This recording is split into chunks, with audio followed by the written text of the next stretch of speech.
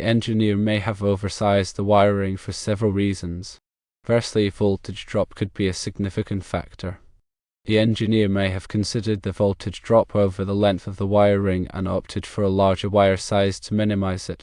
This is important to ensure that the voltage reaching the old service panels is within acceptable limits. Secondly, future expansion is another possibility. The building may be planned for future expansion or the addition of new loads, which could require additional capacity in the wiring. Oversizing the wires would accommodate these potential needs. Thirdly, code requirements could be the reason. Some electrical codes may require specific wire sizes for certain applications, loads, or voltage levels. The engineer may have used the larger wire size to meet code requirements, specifically NEC Table 310.15. Fourthly, system reliability is a consideration. Oversized wires provide a margin of safety and reduce the risk of overloading or overheating, ensuring reliable operation of the electrical system. Finally, ease of installation, while counterintuitive, might be a reason. While terminating 600 MCM wires can be challenging, it may be easier to install and handle than multiple smaller wires. If the wire size is a concern, consider alternatives. One alternative is to use multiple smaller wires in parallel. Instead of a single 600 MCM wire, you could use multiple smaller wires such as 350 MCM or 500 MCM connected in parallel. This would provide the same current carrying capacity, but would be easier to terminate. Another alternative is to negotiate with the engineer. Explain your concerns about the wire size and request a smaller size that still meets the electrical requirements, consulting NEC Table 310.16 for ampacity ratings. A third alternative is to consider a different transformer. If the voltage drop is not a significant concern, you could explore the option of using a smaller transformer that requires a smaller wire size. Consider the transformer's kilovolt-ampere rating and its impact on wire sizing according to NEC 450.3.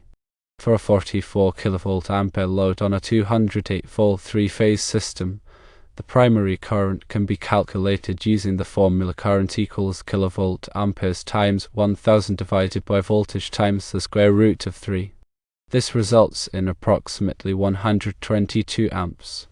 For a 120/240 volt single-phase secondary, the current is approximately 183 amps at 240 volts, or twice that at 120 volts. Ensure the selected wire size is adequate for these currents, considering directing factors for ambient temperature and conduit fill, as per NEC 310.15. The 300 amp breaker protecting the primary side must also be coordinated with the transformer's inrush current characteristics to prevent nuisance tripping, which is a critical aspect of transformer protection according to NEC 450.3. Moreover, the overcurrent protection on the secondary side must also be adequate to protect the transformer from overload. Ultimately, it's important to communicate your concerns with the engineer and find a solution that meets both the electrical requirements and practical considerations. Remember to ground the transformer properly according to NEC 250 to ensure safety and minimize the risk of electrical shock. When selecting a transformer, consider its impedance, which affects fault current levels, and the selection of appropriate overcurrent protective devices. A transformer with lower impedance will allow for higher fault currents, requiring higher interrupting ratings for circuit breakers and fuses. The National Electrical Code, specifically Article 450, provides detailed requirements for transformer installations, including ventilation, clearances, and overcurrent protection. It's essential to adhere to these requirements to ensure a safe and compliant installation. Also consider the type of insulation used in the transformer, such as dry type or liquid filled, as this can affect its operating temperature and lifespan. Dry type transformers are generally used indoors, while liquid filled transformers are often used outdoors or in areas where higher voltage levels are present. Furthermore, consider the harmonic content of the load being served by the transformer. Nonlinear loads, such as variable frequency drives and electronic equipment, can generate harmonics that can overload the transformer and cause overheating. In such cases, it may be necessary to use a K-rated transformer, which is designed to withstand the effects of harmonic currents. The efficiency of the transformer is also an important consideration, as it affects the overall energy consumption of the system. High-efficiency transformers can reduce energy losses and lower operating costs over the lifespan of the equipment. Check the transformer's nameplate for its efficiency rating and compare it to other models. When installing the transformer, ensure that it is properly ventilated to prevent overheating. Provide adequate airflow around the transformer and avoid blocking any ventilation openings. Also, be sure to follow the manufacturer's instructions for installation and maintenance. Regular inspections and maintenance can help to ensure that the transformer operates reliably and safely for many years. This includes checking the winding temperatures, the condition of the insulation, and the tightness of connections. The location of the transformer should also be carefully considered. Avoid installing the transformer in areas where it may be exposed to moisture, dust, or corrosive chemicals. Also, be sure to provide adequate clearance around the transformer for maintenance and inspection. The transformer's sound level can also be a concern, especially in residential or commercial areas. Consider using a sound enclosure to reduce the noise level if necessary. The transformer's core material can also affect its performance and efficiency. Common core materials include silicon steel and amorphous metal. Amorphous metal cores are generally more efficient but also more expensive. The transformer's tap settings allow for adjusting the output voltage to compensate for voltage variations in the input power supply. Be sure to set the taps correctly to ensure that the output voltage is within the acceptable range for the equipment being served. The transformer's BIL, or basic impulse level, is a measure of its ability to withstand transient voltage surges, such as those caused by lightning strikes or switching operations. Be sure to select a transformer with a BIL rating that is appropriate for the application. Consider the use of surge arresters to protect the transformer from voltage surges. Surge arresters divert the surge current to ground, preventing it from damaging the transformer. The transformer's cooling method can also affect its performance and lifespan. Common cooling methods include air-cooled, oil-cooled, and water-cooled. Air-cooled transformers are generally used for smaller sizes, while oil-cooled and water-cooled transformers are used for larger sizes. The transformer's winding configuration can also affect its performance. Common winding configurations include delta-delta, delta-Y, and Y-Y. The choice of winding configuration depends on the application and the desired voltage and current characteristics. The transformer's impedance also affects the voltage regulation of the system. Lower impedance results in better voltage regulation but also higher fault currents. The transformer's no-load losses are the losses that occur when the transformer is energized but not loaded. These losses are primarily due to the magnetization of the core. The transformer's full load losses are the losses that occur when the transformer is fully loaded. These losses are primarily due to the resistance of the windings. The transformer's efficiency is the ratio of the output power to the input power. It is a measure of how well the transformer converts electrical energy from one voltage level to another. The transformer's voltage regulation is the change in output voltage from no load to full load, expressed as a percentage of the no-load voltage. It is a measure of how well the transformer maintains a constant output voltage under varying load conditions. The transformer's inrush current is the high current that flows when the transformer is first energized. It can be several times the normal full load current and can cause nuisance tripping of circuit breakers. The transformer's harmonic distortion is the presence of harmonic currents and voltages in the output waveform. It can be caused by nonlinear loads and can lead to overheating and equipment malfunction. The transformer's operating temperature should be monitored to ensure that it does not exceed the manufacturer's recommended limits. Overheating can damage the insulation and shorten the lifespan of the transformer. The transformer's insulation resistance should be tested periodically to ensure that it is within acceptable limits.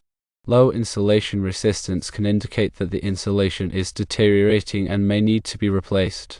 The transformer's turns ratio is the ratio of the number of turns in the primary winding to the number of turns in the secondary winding. It determines the voltage transformation ratio of the transformer.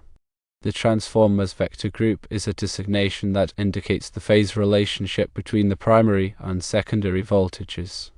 It is important to select a transformer with the correct vector group to ensure proper operation of the system. The transformer's nameplate provides important information about the transformer, including its voltage rating, kilovolt-ampere rating, impedance, and winding configuration.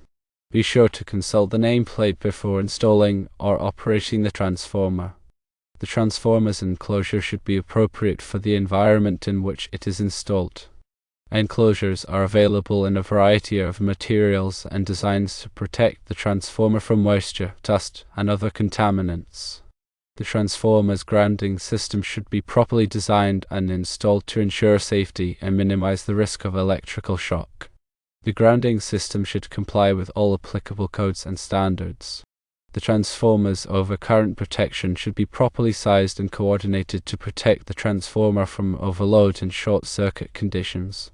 The overcurrent protection should comply with all applicable codes and standards. The transformer's maintenance schedule should be followed to ensure that the transformer operates reliably and safely for many years. The maintenance schedule should include regular inspections, testing, and cleaning. The transformer's disposal should be done in accordance with all applicable environmental regulations. Transformers contain materials that may be harmful to the environment and should be disposed of properly. The use of energy-efficient transformers can help to reduce energy consumption and lower operating costs. Energy-efficient transformers are designed to minimize losses and maximize efficiency. The selection of the appropriate transformer for a given application is critical to ensure reliable and efficient operation of the electrical system. Consider all of the factors discussed above when selecting a transformer. Consult with a qualified electrical engineer to ensure that the transformer is properly sized and selected for the application. The installation of a transformer should be done by a qualified electrician in accordance with all applicable codes and standards. The testing and commissioning of a transformer should be done by a qualified technician to ensure that it is operating properly and safely. The maintenance of a transformer should be done by a qualified technician in accordance with the manufacturer's recommendations. The troubleshooting of a transformer should be done by a qualified electrician or technician. The repair of a transformer should be done by a qualified technician in a certified repair facility. The replacement of a transformer should be done by a qualified electrician in accordance with all applicable codes and standards. The documentation of a transformer should be kept up to date and readily available for reference. The training of personnel on the proper operation and maintenance of transformers is essential to ensure safety and reliability. The use of protective devices such as surge arresters and fuses can help to protect transformers from damage. The monitoring of transformer parameters such as voltage, current, and temperature can help to identify potential problems before they become serious. The implementation of a preventive maintenance program can help to extend the lifespan of transformers and reduce the risk of failure. The adherence to safety procedures when working with transformers is essential to prevent accidents and injuries. The understanding of transformer principles is essential for anyone who works with or maintains transformers. The use of appropriate tools and equipment is essential for the safe and efficient operation and maintenance of transformers. The compliance with all applicable codes and standards is essential for the safe and reliable operation of transformers. The continuous improvement of transformer technology is essential to meet the evolving needs of the electrical industry.